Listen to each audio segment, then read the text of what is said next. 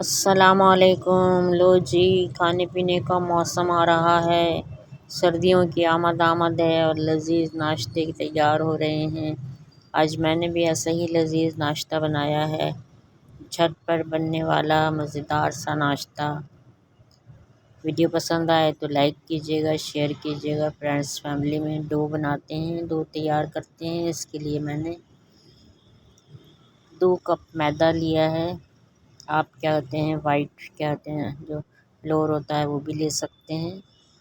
2 cup मैंने मैदा लिया है। इसके अंदर हम जो है वो 1 टेबल स्पून जो है वो शुगर डालेंगे। 1 टेबल स्पून इसके अंदर क्या कहते हैं, शुगर डालने के बाद थोड़ा सा नमक डालेंगे और 2 टेबल स्पून के बराबर इसके अंदर हम ऑयल या घी डालेंगे। ऑयल या घी जो भी आपको पसंद हो वो डाल दीजिए। और 1 टेबल स्पून हम इसके बाद के लिए रखेंगे कि इसमें बाद में जो है वो हमने डालना है।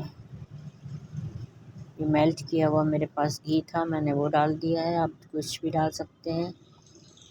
इसको अच्छी तरह से मिक्स करेंगे और इसे थोड़ा पानी डालकर जो है वो इसके डो तैयार करेंगे।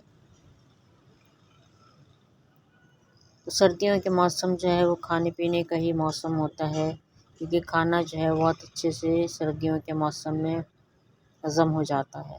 गर्मी में तो पसीना ही निकलता रहता है, प्यास ज़्यादा लगती है, पानी की तलब ज़्यादा होती है।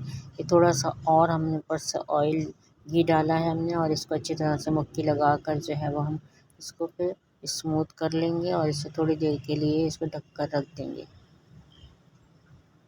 उसके बाद जो है 10 मिनट के बाद जो है वो इसके हम पेड़े तैयार करेंगे। और तकरीबन 2 कप मैदे से हमारे पास 4 पेड़े तैयार होंगे, यानी 4 पराठे हमारे पूरी पराठे जो है वो तैयार हो जाएंगे। ये देखिए, थोड़ा सा क्या कहते हैं, हम इसमें लगाते हैं घी, लगाते हैं थोड़ा सा, हम ऑयल भी लगा सकते हैं। और इस पर थोड़ा सा मैदा मैदा डस्ट करेंगे, फिर इसको फोल्ड करेंगे।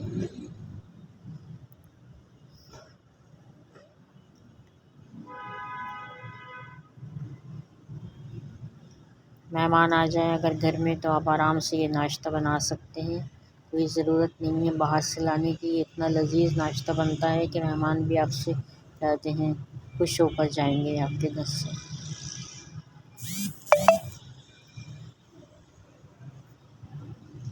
ये देखिए, दूसरा पराठा भी हम तैयार कर लेते हैं। इसी तरह तमाम पराठे, हम चारों पराठे जो है वो तैयार करके रखते हैं और फिर हम इसको फ्राई करेंगे।